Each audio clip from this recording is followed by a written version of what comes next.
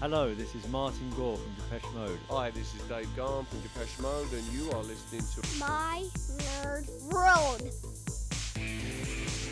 It's a bonus episode of Depeche Mode, the podcast. I'm your host, Jon Justice, and welcome to this short bonus edition of the show, fellow devotees.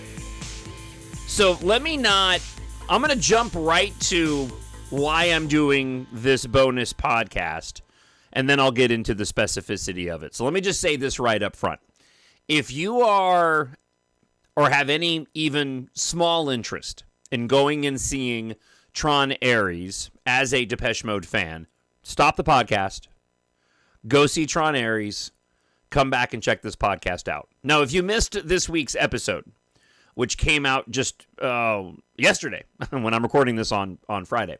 If you missed this week's episode, be sure you go and check out the main show this week, wherein I go through portions of the lengthy interview that the Devout did with Alan Wilder. So this particular bonus podcast may be superseding the previous episode in your podcast feed, since they're coming out so close together.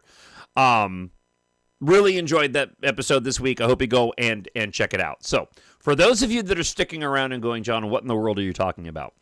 I got a comment overnight.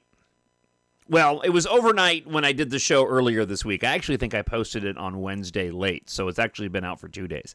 But I got a comment from YouTube from a listener of this Depeche Mode, the podcast show, who said Depeche Mode fans are going to be pleasantly surprised when they go see TRON Ares.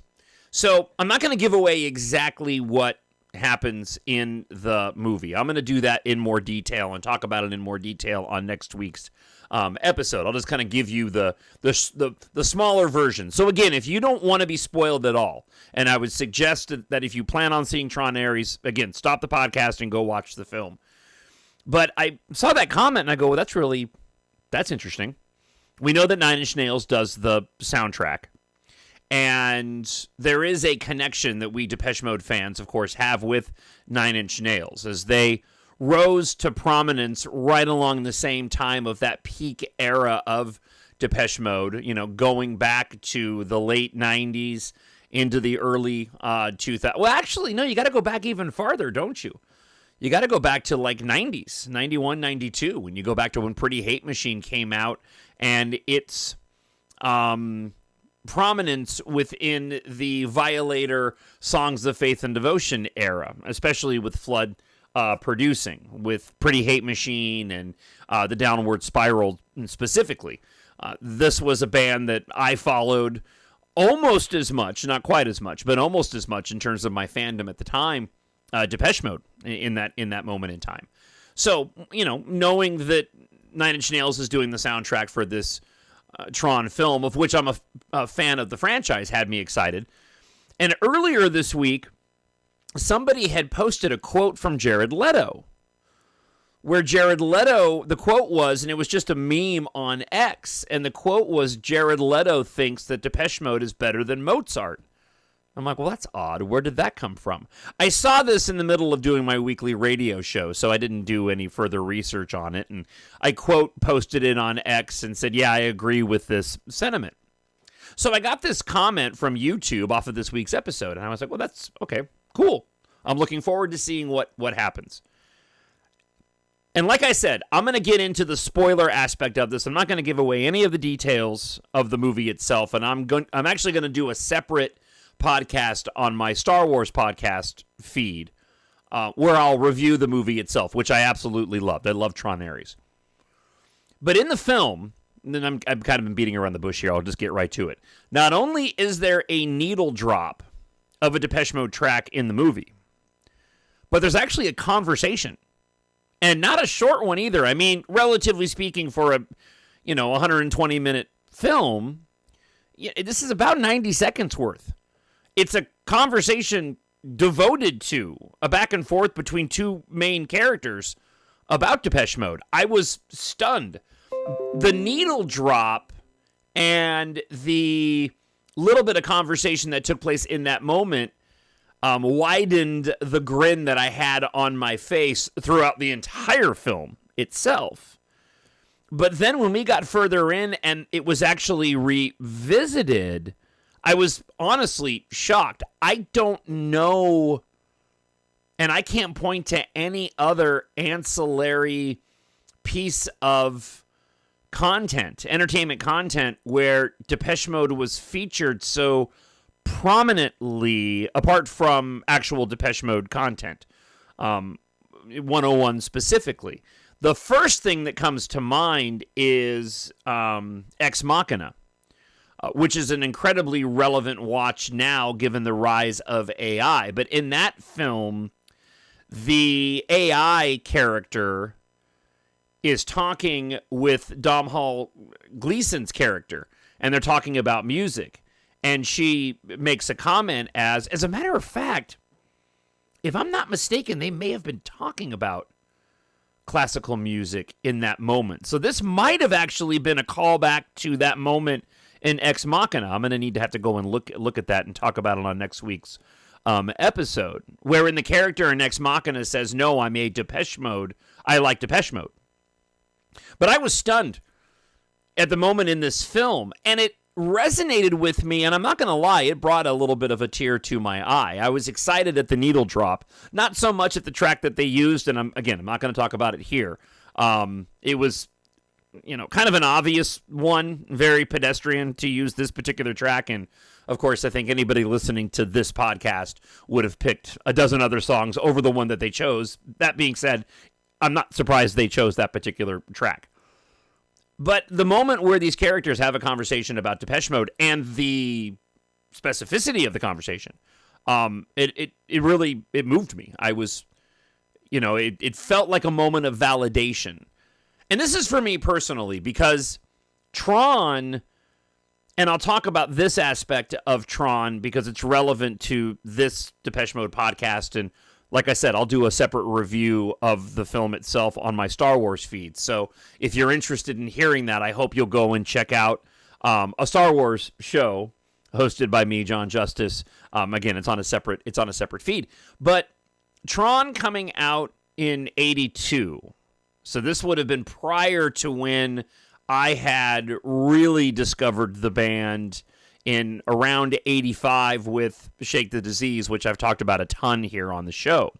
I was aware of Depeche Mode at the time, having heard, Just Can't Get Enough and People Are People, but just hadn't really gravitated towards them in the way that when I heard Shake the Disease, that was like, okay, this is something that is really, really resonating with me now. I must find out everything about this band that I've only heard a little bit of before with the tracks that I mentioned.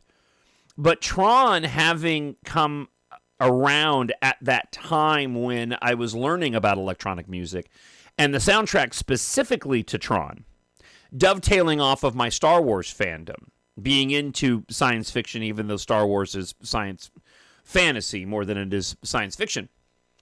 But the soundtrack itself for Tron, I think really, I don't think I know, it impacted my own musical taste at that time, which probably assisted in my gravitating towards Depeche Mode. So there's almost a direct connection. The original Tron soundtrack is incredibly unique in and of itself. We had never heard anything like it in that moment in time, just like we had never seen anything like what we saw in that film back in 82. Now, granted, the effects don't hold up, but I absolutely still love watching that original film, even though it is so dated. But at 90 minutes of entertainment and just pure nostalgia, I still absolutely am fully entertained whenever I go in and watch it. So to be watching this next Tron movie, which I really enjoyed, and then to not only have Nine Inch Nails, of which I have a connection to, and then you have the Tron connection in and of itself just because of the music in it, and of course Daft Punk in Tron Legacy. I like Daft Punk. I wouldn't say I'm a fan, but certainly had the Tron Legacy soundtrack. I listened to it often. Had the most popular Daft Punk album, although you have to forgive me, I can't even tell you the name of it right now, even though I've got it in my playlist. So to be watching this film based off of a franchise that I really enjoy, that has a deep connection to me personally, and then to have Depeche Mode featured and talked about so prominently was really special. And I hope that Martin and Dave are aware of this. I remember Dave's reaction when Just Can't Get Enough ended up in that stupid Cocaine Bear movie that I made the mistake of seeing in theaters. I love me a dumb comedy, and I was really looking forward to watching that film, but the movie was just atrociously bad and not funny in the least bit. So this was a really cool moment for me as a Depeche Mode fan. And so that initial comment that I received on YouTube was spot on. If you're a Depeche fan and you have any interest at all in Tron, go see this movie just to experience what I experienced in the moment. Because after all these years, I know that you don't need validation for the band, and I don't need validation for the band. You know, we like being this devout group of fans, and I think we're all okay with the level of stardom the band has had.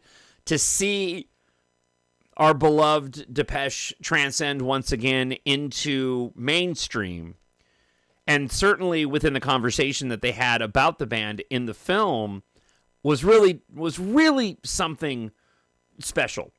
So if you see the film, I'd love to hear your thoughts. I hope you'll go and listen to my review of the movie on my Star Wars show, where I venture off of Star Wars on occasion to talk about other films that I enjoy. But I certainly want to hear your thoughts if you did see the film, beyond what you thought and what I'm talking about here relating to Depeche Mode's inclusion in it. I wanted to go and record this last night, but it was late. I had to get to bed. I had to do my show this morning. So, but I was excited to hop on here with this bonus episode, which turned out to be way longer than I had expected. So talkshownerd@gmail.com.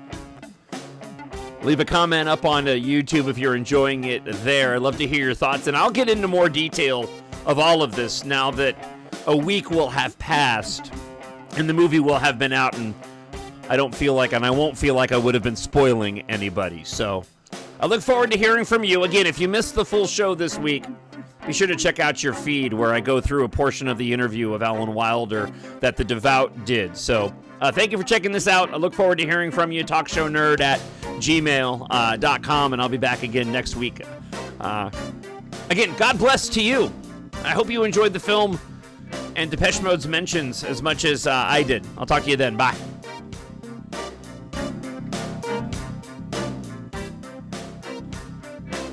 Hello, this is Martin Gore from Depeche Mode. Hi, this is